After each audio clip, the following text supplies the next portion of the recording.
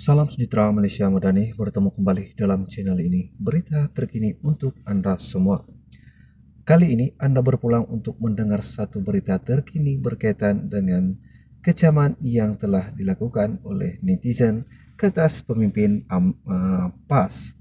Nah, tuan-tuan dan puan-puan semua, jangan kemana-mana. Sebelum saya teruskan perkongsian ini, terima kasih kepada Anda yang sudah subscribe channel ini. Semoga Anda dan seluruh keluarga Anda diberikan kesehatan yang baik dan dimurahkan rezeki Anda. Tanpa membuang masa lagi, saya akan teruskan perkongsian berita terkini ini yang mana EXO PAS dikecam semakan wanita dengan barang jualan. Seorang pemimpin kanan PAS dikecam karena menyamakan wanita dengan barang dan menilai mereka dengan murah, atau sebaliknya berdasarkan keadaan ia dijual. Ahli jawatan kuasa PAS Pusat yaitu Dr. Azman Ibrahim berkata sesuatu barang itu akan dianggap bernilai tinggi atau sebaliknya berdasarkan cara ia dibungkus. Katanya, kaedah pembungkusan barang tersebut memainkan peranan dari aspek pemasaran. Kalau main jual terdedah tepi jalan ia barang tiruan, harga murah, katanya di Twitter. Mengiring siapan Azman ialah laporan berita yang menunjukkan komen ahli parlimen Betong Yong mengenai isu seorang wanita didakwa berdepan kesukaran membuat laporan polis karena berseluar pendek. Ia mengundang kemarahan banyak pihak yang beranggapan pihak berkuasa perlu melihat kepada isu yang dibuat kepada mereka berbanding penampilan seseorang. Ketua Polis Daerah Kajang, SCP Muhammad Zaid Hasan pula menjelaskan kekicauan berlaku apabila ada seorang wanita yang ingin membuat laporan kemalangan, sebaliknya memprovokasikan anggota bertugas di balai. Nak menilai dari luaran. Katanya ia berlaku apabila wanita terbabit tidak berpuas hati selepas dihalang daripada masuk ke balai.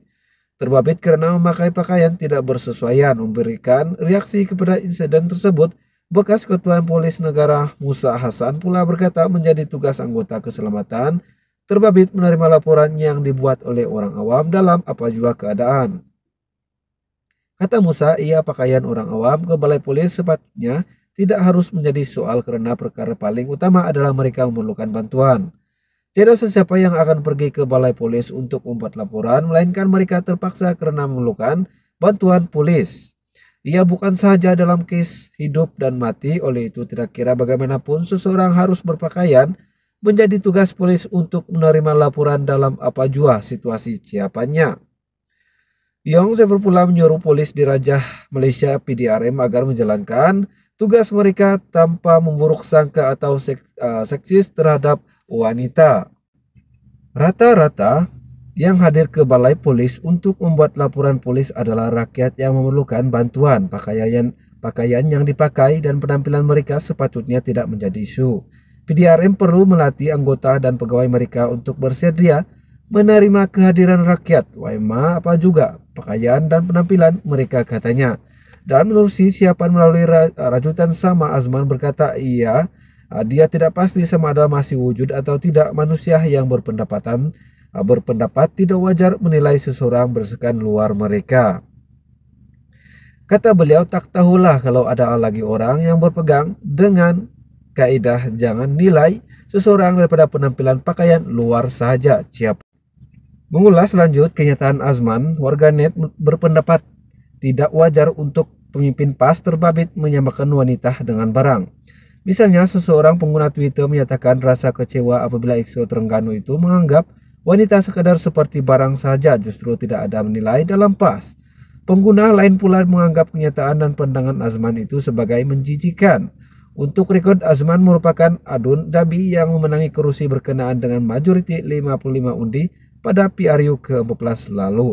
Nah, tuan-tuan dan puan-puan semua, kita sudah dengar berkaitan dengan isu ini, berkaitan dengan isu wanita dihalau karena memakai seluar pendek ketika membuat report ataupun laporan berkaitan dengan kemalangan. Nah, itu saja berita terkini yang dapat saya kongsikan kepada Anda semua. Terima kasih kepada Anda yang sudah menonton video ini sampai habis, dan jangan lupa untuk like, share, dan komen video ini, subscribe channel ini. Semoga kita berjumpa lagi dalam perkongsian berita-berita terkini selanjutnya. Sekian dan terima kasih, kita jumpa lagi.